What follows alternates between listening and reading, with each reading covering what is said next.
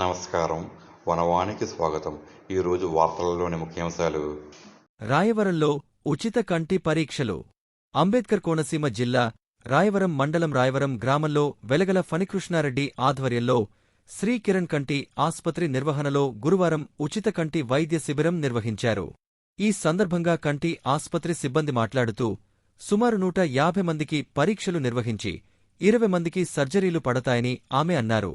కార్యక్రమ నిర్వాహకుడు వెలగల ఫణి కృష్ణారెడ్డి మాట్లాడుతూ 2002 నుండి చిరంజీవి బ్లడ్ డొనేషన్గా మొదలుపెట్టి అంతటితో ఆగకుండా శ్రీ కిరణ్ కంటి ఆస్పత్రివారి సహకారంతో కొన్ని వేల మందికి కంటి ఆపరేషన్లు చేయించడం జరిగిందని, జిల్లాలోనే నెంబర్ 1 ఆస్పత్రిగా పేరుగాంచిన శ్రీ కిరణ్ ఆస్పత్రివారు చాలా కష్టమైన ఆపరేషన్లు కూడా అవలీలగా చేసిన శ్రీ కిరణ్ వారికి ధన్యవాదములు తెలియజేస్తున్నాను అని, అలాగే ఈ వైద్య శిబిరంలో సుమారు 150 మందికి పరీక్షలు నిర్వహించామని, 20 మందికి ఆపరేషన్లకు ఏర్పాటు చేస్తున్నామని అన్నారు.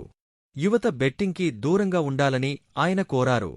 ఈ కార్యక్రమంలో వెలగల ఫణి కృష్ణారెడ్డి, భవన నిర్మాణ కార్మికుల సంఘం కార్మికులు తదితరులు పాల్గొన్నారు.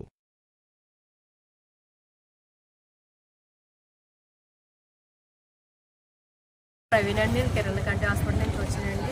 150 మందికి ఫ్రీగా కంటి చూపు పరీక్ష చేశారండి.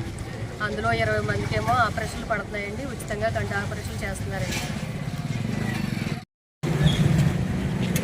నా పేరు వెలగల ఫణికృష్ణారెడ్డి. 2002వ సంవత్సరం నుండి Chiranjeevi blood and I donors club ద్వారా శ్రీ కిరణ్ కంటి ఆసుపత్రి వారి ద్వారా కొన్ని వేల మందికి ఆపరేషన్లు చేయించడం జరిగిందండి. కంటి ఆపరేషన్లు మరి జిల్లాలోనే నెంబర్ 1 ఆసుపత్రిగా పేరుగాంచిన శ్రీ కిరణ్ వారు మరి ఎంతో బాధ్యతాయుతంగా మరి అనేక చాలా క్లిష్టమైన ఆపరేషన్లు కూడా అవధలుగా చేసి మరి ఈ ఏరియాలో మన సేవా సంస్థకి ఇంత మంచి పేరు రావడానికి సగ భాగం శ్రీ కిరణ్ కంటి ఆసుపత్రి పాత్ర ఎంతో ఉందండి. ఇలాగే వారి సేవలు మరి ముందుకు తీసుకెళ్ళాలి. అలాగే మరి వీరు అందిస్తున్న సేవలకు గాను మన భారత ప్రభుత్వం వారు మన ఈ ఎండీ అయిన చంద్రశేఖర్ గారికి పద్మశ్రీ అవార్డు కూడా ఇవ్వడం జరిగిందండి. మోదీ గారి అభినందన కూడా పొందడం జరిగింది. అదేవిధంగా ఈ సేవా కార్యక్రమాలతో పాటు యువతకి నేను ఇచ్చే చిన్న సలహా అండి. మరి ఈరోజు ఎంతోమంది యువత ఎంతో మంచి కురవాళ్ళు, ఎంతో బాధ్యత, ఎంతో ఫ్యూచర్ ఉన్న వాళ్ళు ఈ బెట్టింగ్ అనే మహమ్మారి బారిన పడి జీవితాన్ని నాశనం చేసుకుంటున్నారు, కుటుంబాలను నాశనం చేసుకుంటున్నారు, ఆ కుటుంబాలను కూడా వీధిని పడేస్తున్నారు. మరి యువత ఆలోచించి సులువుగా వచ్చి ఏది కూడా మనకు ఉండదండి. కాబట్టి సులువుగా వచ్చి డబ్బుకి ఆశించకుండా ఆ బెట్టింగ్ జోలికి వెళ్ళొద్దని ఆ సంస్థ ద్వారా నేను కోరుకుంటున్నానండి.